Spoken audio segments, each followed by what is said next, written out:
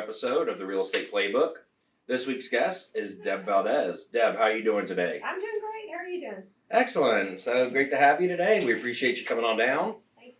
And we'll jump right into it. So typically what we like to do on this podcast is take a trip down memory lane. We like to kind of figure out, what sparked your interest in real estate, kind of got you thinking about becoming an agent, eventually getting licensed, and now getting into production. So why don't you take us back down that trip down memory lane there and let us know why you decided to get into real estate.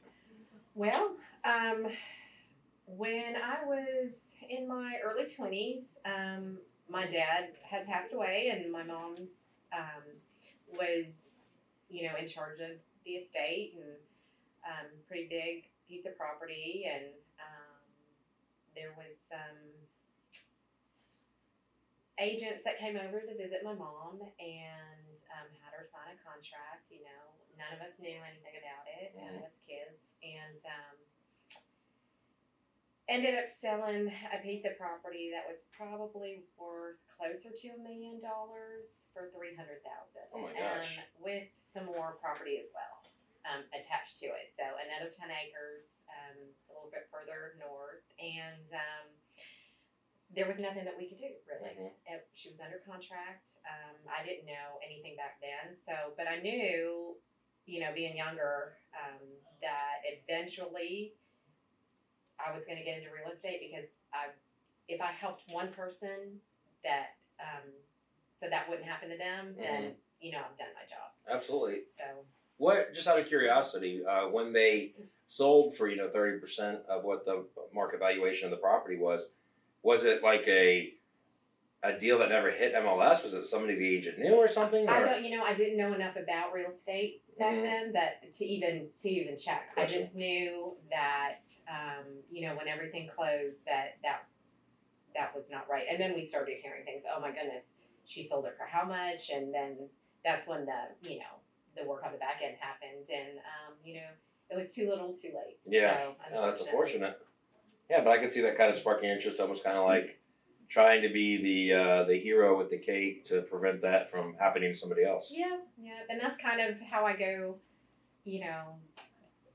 throughout my day with my clients. Always wanting to help them, making sure that they're comfortable with their decision, because it's a huge decision, whether it's buying or selling their property. Yeah, so 100%.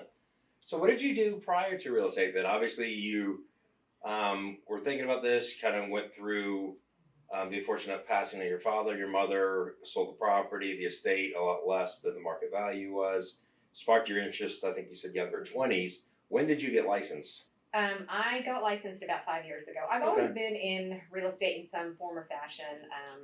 I have a degree in interior design. Okay. So I worked in interior design for a bit, and just overworked myself doing that. But and then I was like, it's time for a change. I did some marketing for new home builders, and then I said it's time. Mm-hmm. So got my license, and here I am. Yeah, so you already kind of, before getting licensed, had somewhat of, an introspect per se to see in the real estate world from looking through that kind of home designer lens. So you kind of knew a little bit that goes into it, and kind of got a leg up compared to the competition when you got licensed. I did learn a lot, starting out that way.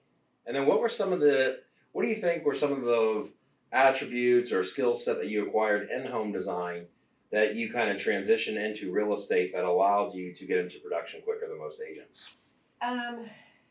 Just,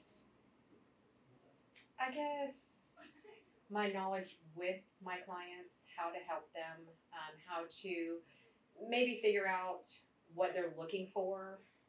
Being in design, like the finishes and the colors and things like that. And I do think that helped a little bit. Absolutely. Knowing, what their favorite color is. What do they like, stone versus mica and things like that. So I think that really helped.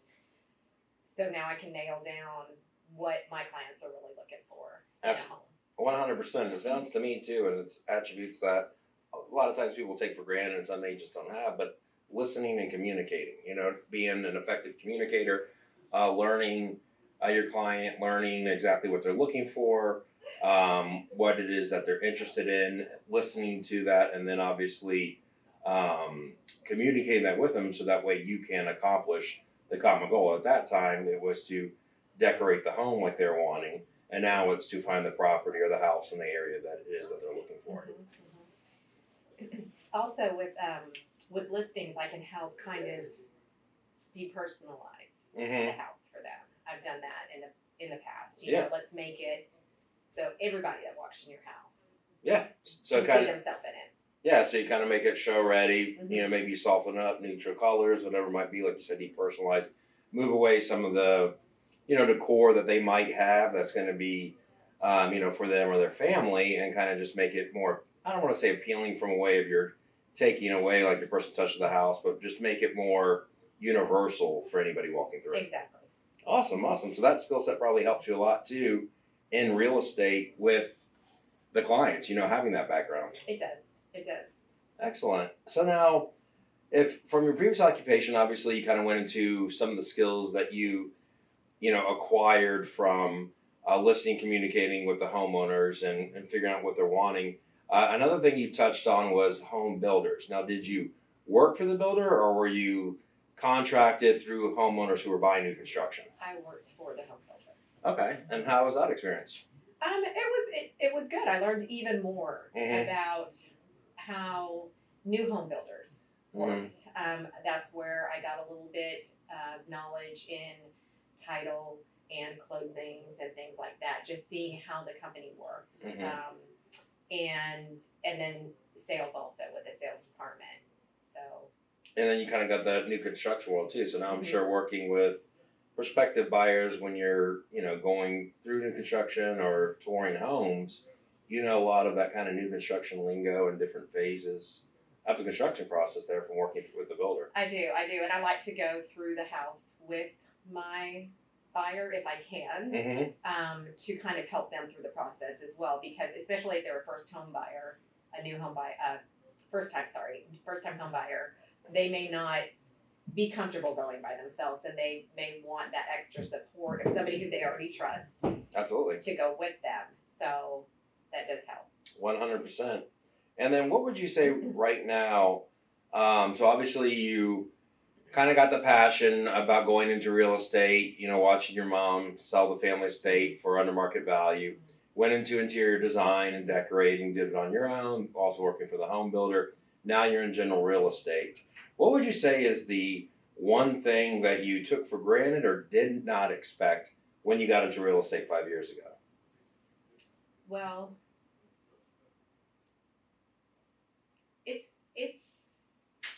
it's difficult. The market changes quite frequently, with no explanation sometimes. So that sometimes makes it difficult. It makes it difficult to also explain to your buyers or sellers, what was maybe a year ago, and we saw how crazy the market went, year and a half ago, to explain that that's not the same market. Right. Just setting those expectations. So, and then just explaining, and showing them the backup as to, you see how things are selling now. You see, how much inventory or how lack of inventory we have, and So it's just what it sounds like is the nuances, especially post COVID, with how quick of a market shift we had, just how quickly you had to pivot and move almost your not only skill set but presentation and dialogue to the consumers, because you were having probably completely different conversations than you were a year ago with where the market was. 100%. Yeah, and I could see that definitely being tough. So what were some things that, for the audience that you kind of worked through? Was it just kind of studying the markets to really guiding those clients through to helping them understand? Because obviously it's sometimes tough to get a jaded perspective, to kind of change their mind where, well, hey, 6 months ago, it wasn't like that. It can't be like this already type of thing. It's a lot of study in the market, and paying attention to what's out there. Sometimes, you'll see certain size houses that sell quicker than others, or just everything stopped. So it's really looking at the analytics of everything. Yeah, it makes sense. Just staying on top of market trends, market inventory, and then also see kind of where the pricing's going. Right. So right now, obviously, you've kind of been doing it for about 5 years, dealt with a lot of different nuances in the marketplace. What's one thing that you're really working on right now to ensure your success in today's market and that you'll have a sustainable success in the future? I guess it's really fine-tuning myself as a realtor, learning as much as I can learn, talking with other realtors because everybody has a different experience, finding out how I can best serve my clients with as much knowledge as I can get. Right. Just to help them even more so find exactly what they're looking for.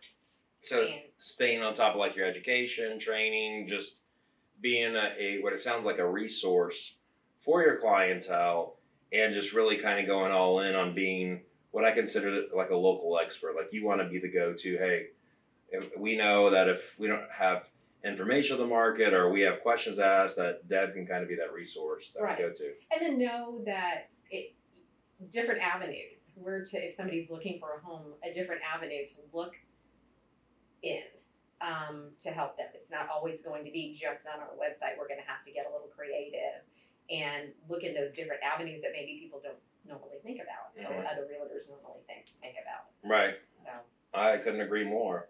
And I know one of the things that agents struggle with a lot, so I always kind of like to get every agent's perspective. Maybe something will click from how you manage to how other agents manage, especially some who might find trouble with what I call work-life balance. So what are some of the techniques or tactics that you do within your business? Because obviously being a real estate, your business for yourself, you're making your own schedule, you have to stay disciplined. It's up to you. You're going to get out what you put in typically. But what are some things that you do to kind of have that work-life balance to ensure that you can have that time commitment, dedication to your business as well as your personal family obligations? Well, this might sound a little bit funny, but I have to schedule my family time. So not only do I have to schedule my work and my clients, I have to schedule my family time to make sure that I'm not only working. Right.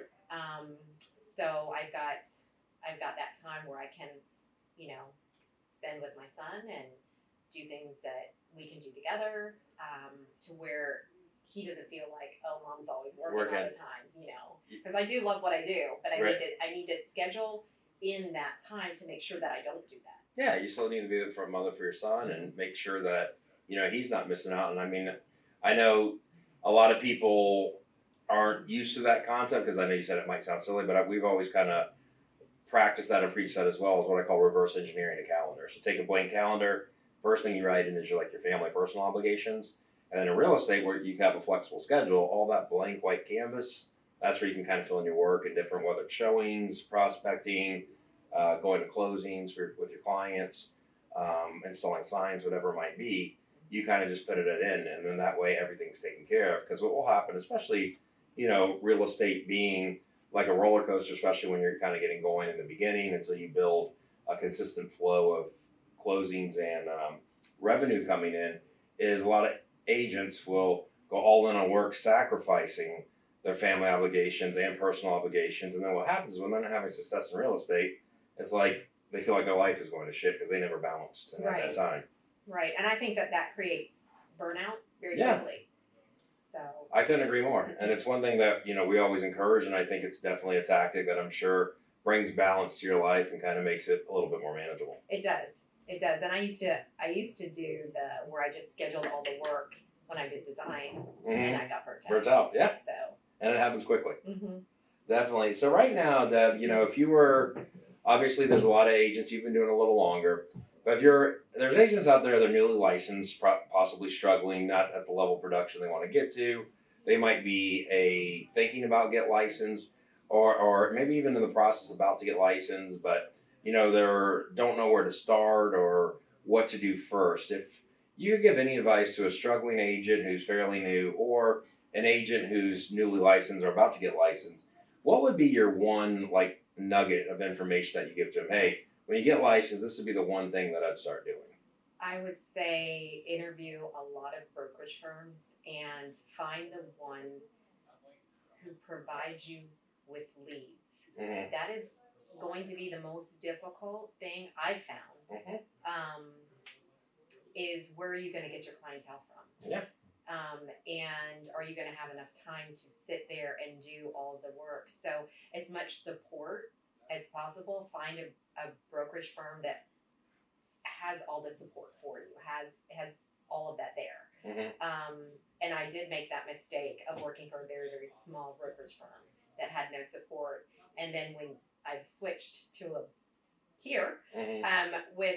with all the support, it makes all the difference, you know. Mhm. And there's not only support with leads, but there's support with coaching and just everything you can think of, because you're coming in new and there's so many things that you have to learn that it's hard.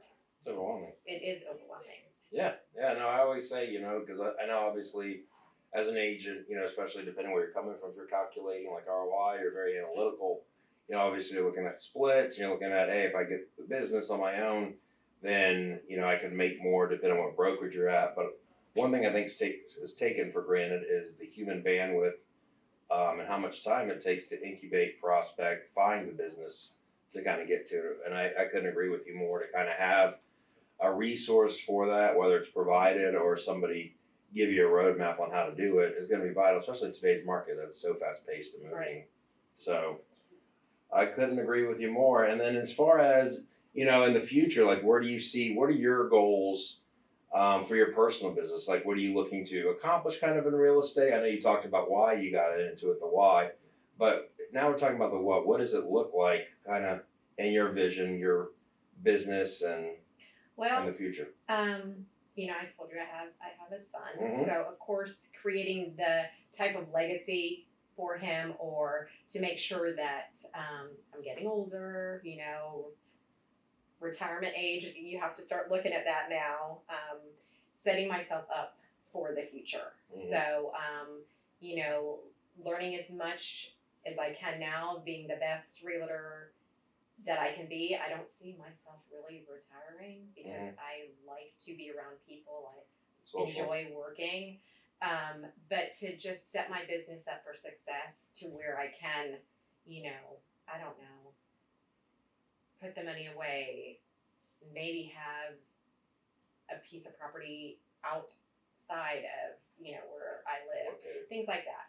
Yeah, absolutely. So it sounds like it's kind of you're putting in the work now and building that foundation, almost, obviously making a lot of sacrifice with your time being dedicated to your craft, but just where your future self can thank you for the position that you're at kind of in the future, where you're set up, where most people, it gets to a point of where it's too late and they didn't think about that at an earlier state. Exactly. That's exactly what I'm trying to do. So, well, I'm sure you'll accomplish it here in no time, and it sounds like you're definitely on the right track. Deb, for any of the audience out there, looking to buy and sell the Tampa market, Hillsborough, Pasco, Pinellas, Hernando counties, and or some of the counties that you cover, what's going to be the best contact information for them to reach on? We're going to have this all the social sites, but what's the best number they can reach you on and the best email? The best number is my mobile. It's 813-849-8349, and that anyone can text me, call me. If it's late at night, send me a text, and I'll get back with you in the morning. Or you can email me at deb@54realty.com. That's my direct email, and as soon as I see that, if I'm not with clients, I'll get back to you. Perfect. Well, Deb, we greatly appreciate you being a guest on this week's podcast. Thanks for the opportunity. Yeah, absolutely. Thank you for your time, and we greatly appreciate all of you tuning in to another episode of the Real Estate Playbook.